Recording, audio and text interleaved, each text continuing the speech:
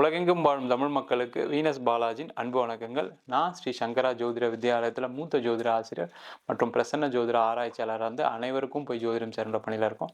நம்ம சேனலை first time பார்க்குறவங்க சப்ஸ்கிரைப் பண்ணிக்கோங்க, பெல் பட்டனில் ஆல் ஆப்ஷன் ப்ரெஸ் பண்ணுங்கள்.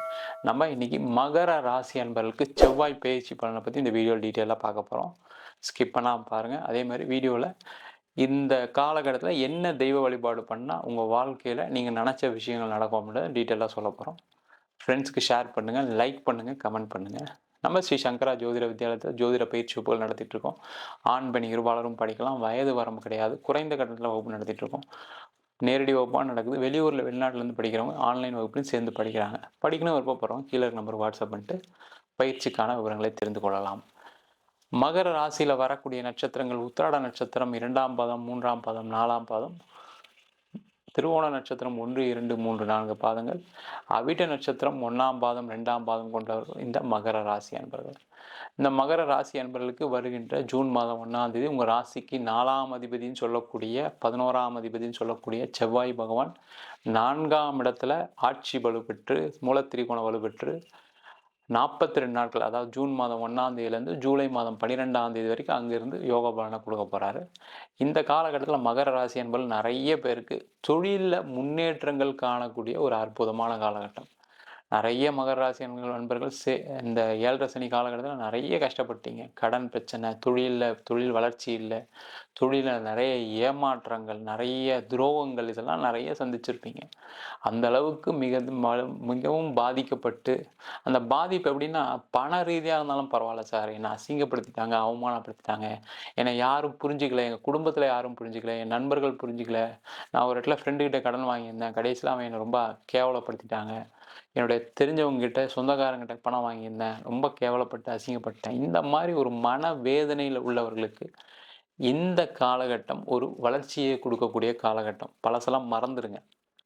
ஏன்னா மகர ராசி என்பர்கள் உழைச்சி முன்னேறக்கூடியவர்கள், அதில் எந்த டவுட்டுமே கிடையாது. உங்கள் உழைப்பு என்றைக்கா இருந்தாலும் உங்களுக்கு சாப்பாடு போடும், அதில் பயப்படாதீங்க. நீங்கள் எத்தனை பேர் உங்களை அவமானப்படுத்தினாலும் அசிங்கப்படுத்தினாலும் நீங்கள் வளரக்கூடாதுன்னு நினச்சா கூட நீங்கள் வளரக்கூடிய ஒரு ஆலமரம், அதை மறந்துடாதீங்க. அந்த வளர்ச்சி பாதையை நோக்கி செல்லக்கூடிய காலகட்டம் தான் அந்த 42 நாட்கள். பழசெல்லாம் மறந்துட்டு உங்களை திருப்பி பழைய மாதிரி உழைப்ப ஆரம்பிங்க. கண்டிப்பாக ஜெயிப்பீங்க. தொழிலில் நல்ல வளர்ச்சி வரும். ஏன்னா உங்கள் ராசிக்கு 11ஆம் அதிபதியும் செவ்வாய் பகவான், லாபாதிபதியும் செவ்வாய் பகவானாக இருக்கிறதுனால நிறைய லாபங்கள் ஈட்டக்கூடிய நேரம். இந்த 42 நாளில் நீங்கள் வாங்கக்கூடிய ஆர்டர்ஸ், நீங்கள் பண்ணக்கூடிய டெலிவரி, நீங்கள் வாங்கக்கூடிய பணங்கள் மிகப்பெரிய ஒரு வளர்ச்சியை வருங்காலத்தில் கண்டிப்பாக கொடுக்க போகுது. தொழிலில் நிறைய காசு வரும், உங்களுடைய கடன் பிரச்சனைகள்லாம் தீரும், வராத பணங்கள் எல்லாமே வரக்கூடிய ஒரு அற்புதமான காலகட்டமாக மகர ராசி அன்பர்கள் இருக்க போகுது. அது எந்த தொழிலில் வேணா இருக்கலாம். ரியல் எஸ்டேட்டில் இருங்க, கமிஷன் பிஸ்னஸில் இருங்க. அதே மாதிரி நிறைய மகர ராசி என்பவர்கள் டெக்ஸ்டைல் ஃபீல்டில் இருப்பீங்க, உணவு சார்ந்த தொழிலில் இருப்பீங்க. அவங்களுக்கு எல்லாருக்குமே மிகப்பெரிய ஒரு வளர்ச்சியை கொடுக்கக்கூடிய ஒரு அற்புதமான காலகட்டமாக இருக்க போது. வேலை செய்கிறவங்களுக்கு ரொம்ப முக்கியமாக நல்ல வேலை வாய்ப்பு கிடைக்கும். நிறைய பேர் வேலையை விட்டு உட்காந்துருக்கீங்க. உங்களை வேலையை விட்டு போகிற அளவுக்கு நிறைய நிர்பந்தம் படுத்தியிருப்பாங்க உங்களுடைய மேலதிகாரிகள், உங்கள் கூட வேலை செய்கிறவங்க. நிறைய பேர் துரோகங்கள் பண்ணி உங்களை வெளில அமைச்சிருக்காங்க. அதெல்லாம் மறந்துடுங்க. அதெல்லாம் மறந்துட்டு திருப்பி பழைய மாதிரி எப்படி சார் மறக்க முடியும், அவங்களாம் மறக்கவே முடியாது சார் வாழ்க்கையில். கரெக்டு தான், இல்லைன்னு சொல்லலை, அது கண்டிப்பாக நான் வச்சுக்கணும். ஆனால் அதுக்காக அவங்களே நினச்சிட்டு உங்களுடைய வளர்ச்சியை நோக்கி போகாமல் அப்படியே உட்காந்துடாதீங்க. நீங்கள் திருப்பி எந்திரிச்சு திருப்பி அவங்க முன்னாடி எனக்கும் வேலை கிடைக்கும், எனக்கும் நான் நல்ல பேர் வாங்குவேன், என்னாலையும் சம்பாதிக்க முடியும்னு காட்டக்கூடிய ஒரு இடத்துல இருக்கீங்க. நிறைய பேர் உங்களை விட்டு வேலையை விட்டு அமைச்சிருப்பாங்க. நீங்கள் எதுக்குமே யூஸ் இல்லை, உங்களால் எந்த பெர்ஃபார்மன்ஸ் இல்லைன்னு அமைச்சிருப்பாங்க. ஆனால் நீங்கள் வேறு கம்பெனியில் போய் பெர்ஃபார்ம் பண்ணும்போது அவங்களே திரும்பி பார்ப்பாங்க, இங்கே இருந்த ஆள் திருப்பி அங்கே போய் இப்படி ஆனார். எல்லாம் நேரம் தான்.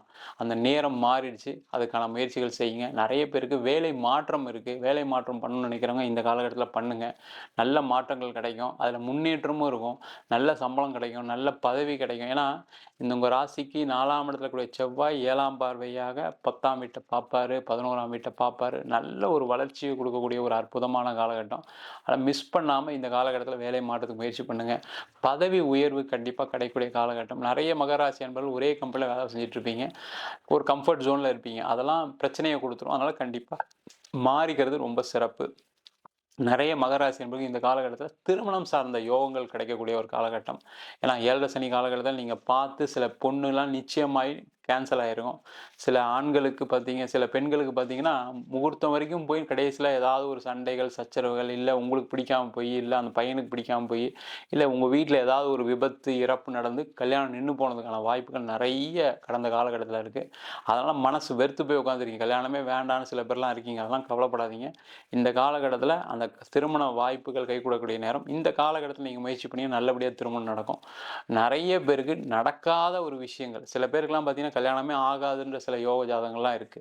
அந்த மாரி இருக்கக்கூடிய ஜாதகங்கள் எல்லாருக்குமே இந்த காலகட்டத்தில நீங்க முயற்சி பண்ணீங்கன்னா, கண்டிப்பா திருமண வாய்ப்புகள் கைகூடக்கூடிய நேரமா இருக்கு. அதற்கான முயற்சிகள கண்டிப்பா மகர ராசி அன்பர்கள் செய்யுங்க. பிரிஞ்சவங்கலாம் சேர்ந்து வாழ்றதுக்கான நேரம். அதுக்கான முயற்சிகள் பண்ணலாம். இல்ல பிரிஞ்சுட்டீங்க, வேற திருமணத்துக்கு முயற்சி பண்ணீங்க. நெறைய மகர ராசி அன்பர்களுக்கு மறு திருமணம் நடைபெறக்கூடிய காலமா இருக்கு. அதற்கான முயற்சிகளும் செய்யலாம். அதேபோல இந்த காலகட்டத்தில வீடு விக்கிறதுக்கு, வீடு வித்து அதன் மூலமா காசு நெறைய வரத்துக்கு. நீங்க கடந்த காலகட்டத்தில வீடு விக்கிறதுக்கு முயற்சி பண்ணா ரொம்ப கம்மி ரேட் கேட்டிருப்பாங்க. இல்ல விக்க முடியாம சூழ்நிலைகள்லாம் வந்திருக்கும். ஆனா இந்த 42 நாள்ல நீங்க முயற்சி பண்ணீங்க அப்படின்னா, கண்டிப்பா நல்ல ரேட்டுக்கு வீடு விக்கும். நல்ல காசு வரும். அதனால உங்களுடைய நீண்ட கால பிரச்சனைகள் எல்லாம் தீர்றதுக்கான வாய்ப்பு இருக்கு. நெறைய மகர ராசி அன்பர்களுக்கு அரசு சார்ந்த வேலைகள் கிடைப்பதற்கான வாய்ப்பு இருக்கு. அதனால இந்த காலகட்டத்தில ஒரு பேங்க் எக்ஸாம் எழுதுறீங்க, ஒரு கவர்மெண்ட் எக்ஸாம் எழுதுறீங்கன்னா, அதுக்கெல்லாம் முயற்சி பண்ணீங்கன்னா, கண்டிப்பா உங்களுக்கு வெற்றி கிடைக்கும். அது நல்ல வேலையில, நல்ல உத்தியோகத்தில, உயர் பதவி, உயர் அந்தஸ்தில வேலை செய்றதுக்கான வாய்ப்பு அடுத்த 1 வருஷத்துக்குள்ள இருக்கு. அதுக்கான முயற்சிகள பண்ணுங்க. அதேமாரி மகர ராசி அன்பர்களுக்கு இந்த காலகட்டத்தில பார்த்தீங்கன்னா, பூர்வீக சொத்து சம்மந்தமான பிரச்சனைகள்லாம் தீரக்கூடிய ஒரு அற்புதமான காலகட்டம். ஆனா இந்த காலகட்டத்தில பூர்வீக சொத்து விக்கணும், செய்யணும்னு நெனச்சீங்கன்னா செய்யலாம். பூர்வீக சொத்துல சண்டைகள் இருக்கு, பிரச்சனைகள்லாம் இந்த காலகட்டத்தில போய் பேசினீங்கன்னா பிரச்சனைகள் தீரும்.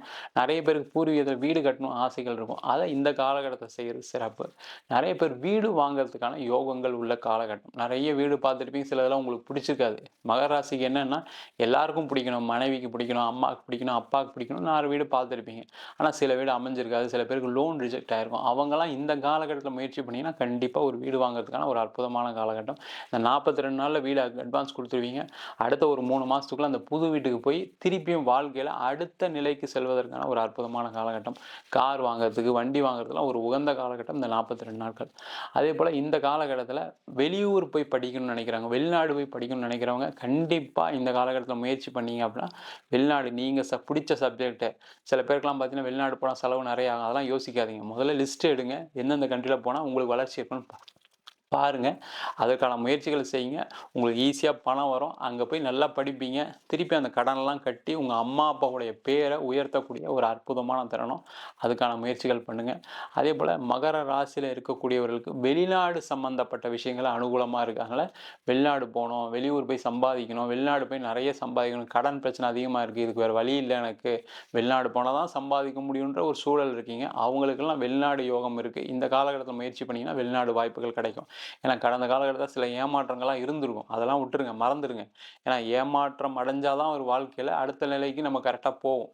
அதுவும் மகர ராசி என்பவர்கள் 7 சனியில இது நடக்கிறது ஒரு பெரிய விஷயமே கிடையாது. அத மறந்துருங்க. உங்களுக்கு பெரிய விஷயமா இருக்கலாம். பட் இருந்தாலும் அத மறந்துட்டு, அடுத்து திருப்பி நான் அத வாங்கி காட்டுவேன், அத சாதிப்பேன், திருப்பி அந்த வேலைய வாங்கி வெளிநாட்ல போய் சம்பாதிப்பேன்ற ஒரு ஒரு நிலையோட நில்லுங்க.